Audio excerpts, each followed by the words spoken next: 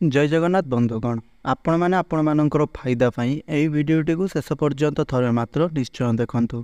यही भिडटी को आपण शेष पर्यंत देखिबा परे जानि परिबे जे एपरि क्यों वृक्ष को आमे वास्तव में छुईबा द्वारा आमे गरीबरु धनवान बनि जाई थांती एवं आपणक जीवनर समस्त प्रकार समस्या गुड़िक समाप्त हो जाए। बंधुगण पवित्र शारदीय नवरात्रिर 9 दिन मध्य आपण एही 3टी वृक्ष मध्यरु कौनसी भी गोटे वृक्ष को छुईदेले आपण गरीबरु धनवान बनिजिबे। आपणकु एही वृक्ष पाखरे भोग लगाई करी आसिबापाई पड़िबो। आमर हिंदू धर्म शास्त्र अनुसारे वृक्षलता मानंकु भगवानंकर स्वरूप बोली मानाଯାଏ। वृक्षलता मानंकु आमे देवता मानी आमे माने तांकर पूजा अर्चना करिथाउ। विज्ञान रे मध्यम कुआ जाइछि वृक्षलता माने मागणारे मनुष्य को प्राणवायु प्रदान करिथांती एवं आमर शरीररु बाहरुथुबा अंगारकाम्ल गैस को वृक्षलता माने ग्रहण करि नै थांती। वृक्षलता मध्य खरारे रही मनुष्य मानंकु शीतलता प्रदान करिथाए। फल फूल काठ आयुर्वेदिक औषध एहीपरि भाबरे आमे वृक्षलता मानंकटारु अनेक प्रकारर फायदा पाइथाउ। आमर शास्त्र रे वृक्षलता मानंकु बहुत अधिक गुणकारी मध्यम कुआ जाइछि। अनेक रोग गुड़िक आमे फ्री रे जड़ीबूटी माध्यम बा आयुर्वेदिक औषध माध्यम आम शरीररु दूर करिथाउ। भगवान श्रीकृष्ण मध्य वृक्षलता मानंकु बहुत अधिक महत्व देइछन्ति।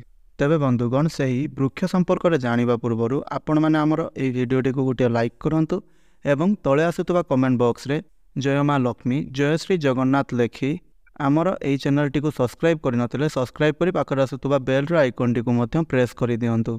नमस्कार बंधुगण आपण मानकु स्वागत आमर एई चैनल को। बंधुगण सबु वृक्षलता मानक मध्यरु अस्वस्थ वृक्ष अन्यतम अटे एवं एई वृक्ष को मध्य राजा वृक्ष बोली मध्य माना जाइथाए। काहींकिना अस्वस्थ वृक्षर आयुष अन्य वृक्ष मानक अपेक्षा बहुत अधिक बनिताए। भगवान श्रीकृष्ण स्वयं गीतारे कहिछन्ति जे समस्त वृक्ष मानक मध्यरु अस्वस्थ वृक्ष मोर एक स्वरूप अटे बा मु अटे।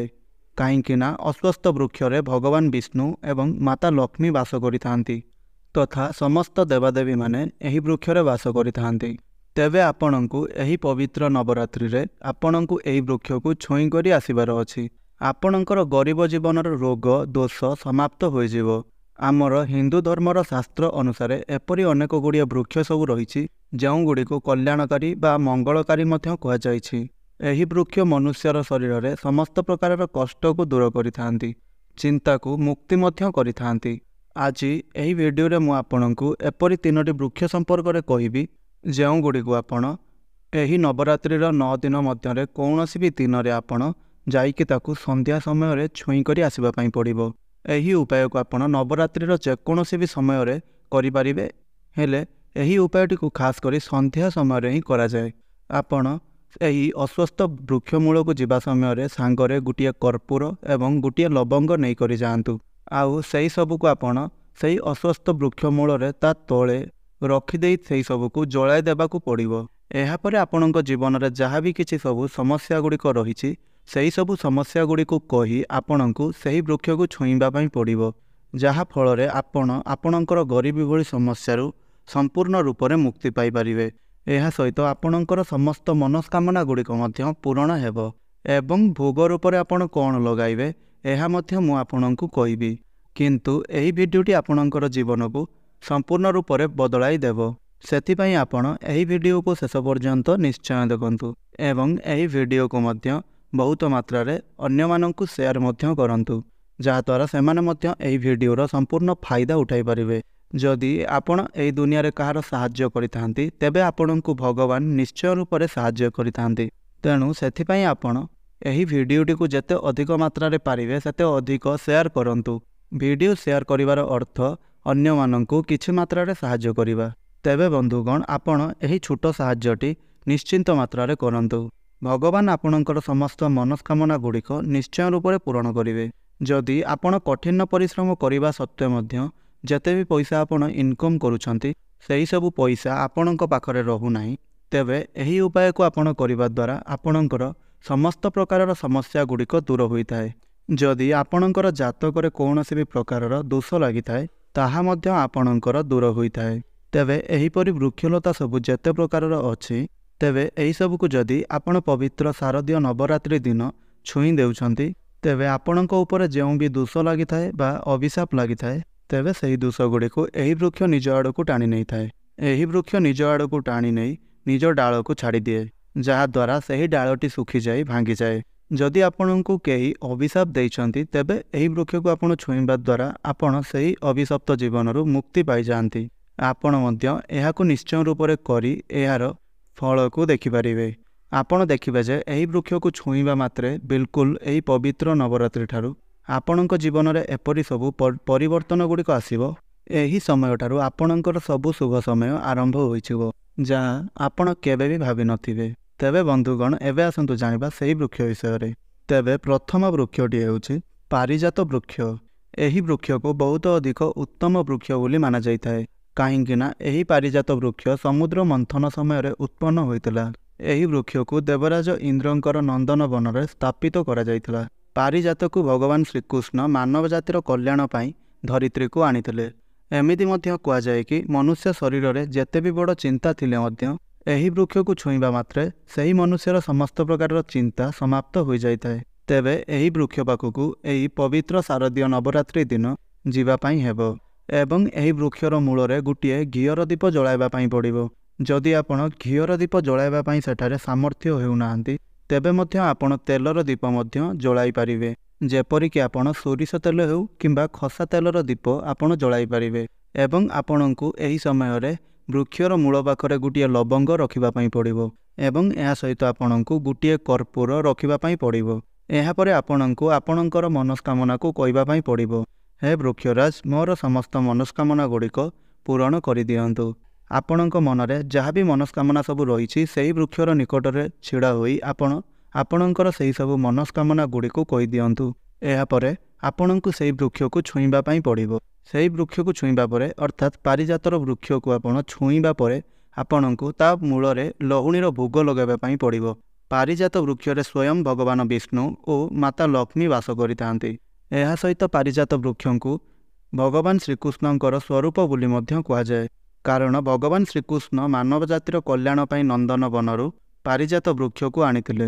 ଏହାକୁ ଛୁଇଁବା ଦ୍ୱାରା ଯଦି ଆପଣଙ୍କୁ କୌଣସି ବି ପ୍ରକାରର ଅଭିଶାପ ଲାଗିଛି କିମ୍ବା କାହାରି ଖରାପ ନଜର ଲାଗିଛି, ଯେଉଁ କାରଣରୁ ଆପଣଙ୍କର ବନ୍ଦ ହୋଇଯାଇଥିବା ଭାଗ୍ୟ ଖୋଲୁନାହିଁ, ଏବଂ ଯଦି ଆପଣ ଚାହୁଁଛନ୍ତି ଆପଣଙ୍କର ବନ୍ଦ ପଡ଼ିଯାଇଥିବା ଭାଗ୍ୟ ଆପଣଙ୍କର ଖୋଲିଯାଉ ଏବଂ ଆପଣଙ୍କର ସେହି ଅଭିଶାପ ଗୁଡ଼ିକ କଟିଯାଉ ଆଉ ଆପଣଙ୍କର ଶନିଦଶା ମଧ୍ୟ କଟିଯାଉ, ତେବେ ସେଥିପାଇଁ ଏହି ବୃକ୍ଷକୁ ଛୁଇଁ କରି ଆପଣ ପ୍ରାର୍ଥନା କରନ୍ତୁ, ହେ ବୃକ୍ଷ ରାଜା, ଏହିସବୁ ସମସ୍ୟାରୁ ଆମକୁ ମୁକ୍ତି ମିଳୁ। ଏବଂ ଗୋଟିଏ ଲବଙ୍ଗ ଏବଂ କର୍ପୂର, ସେହି କର୍ପୂରକୁ ଆପଣ ଜଳାଇ ଦିଅନ୍ତୁ ଏବଂ ଲବଙ୍ଗକୁ ତାହା ଉପରେ ଆପଣ ପକାଇ ଦିଅନ୍ତୁ। ଏହାପରେ ଆପଣ ଲହୁଣୀର ଭୋଗ ଲଗାନ୍ତୁ।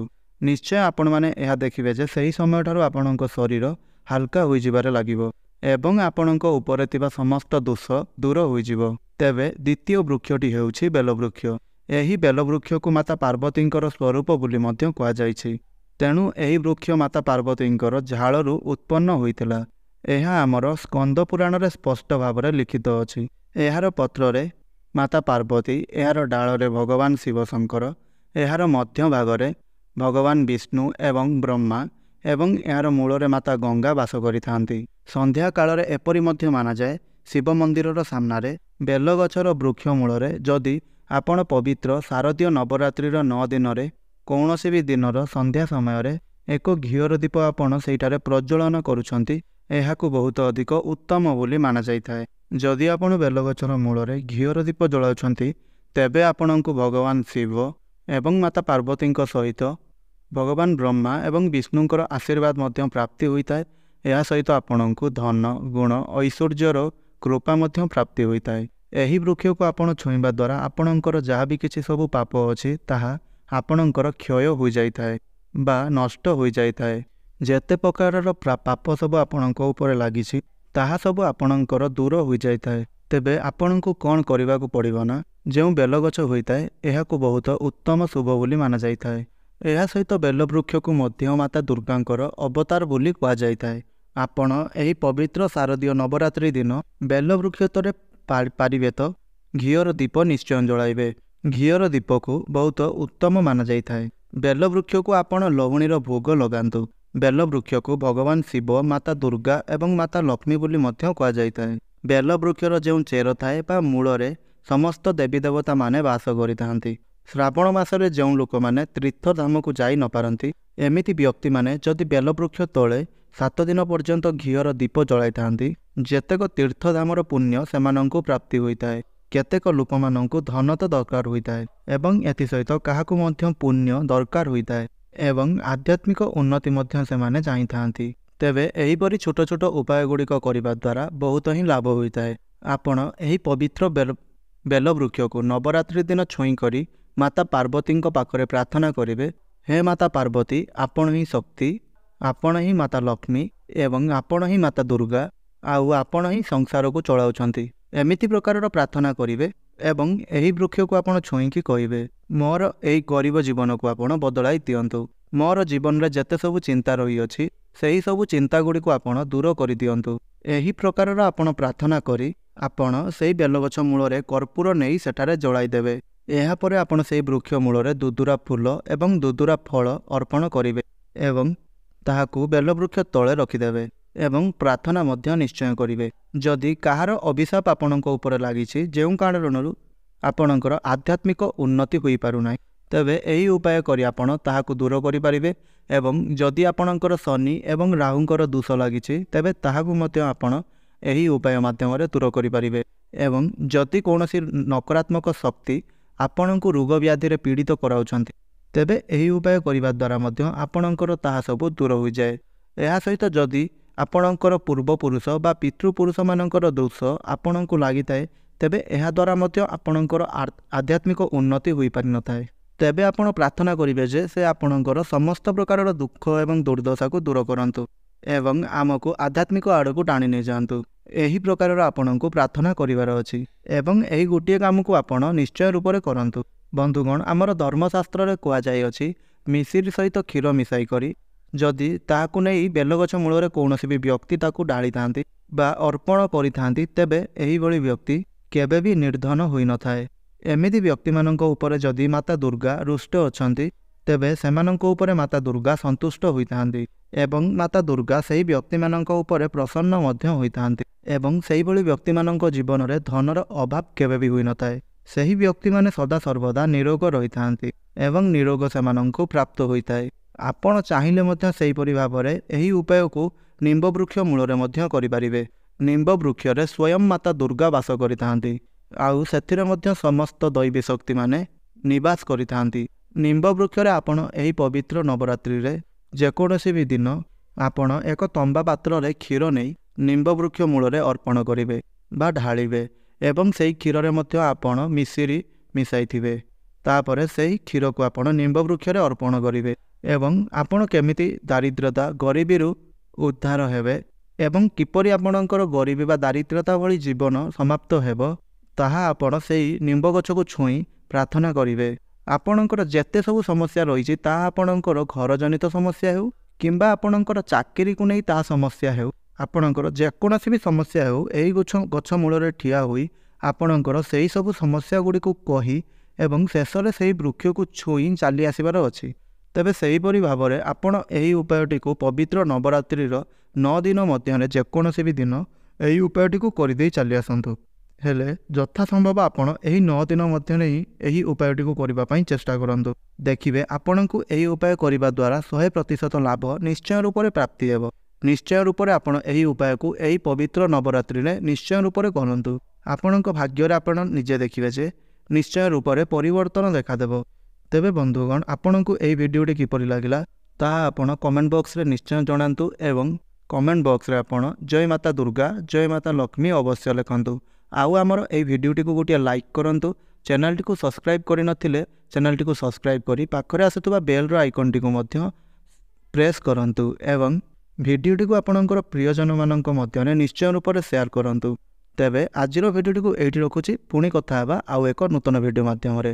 ଜୟ ଜଗନ୍ନାଥ।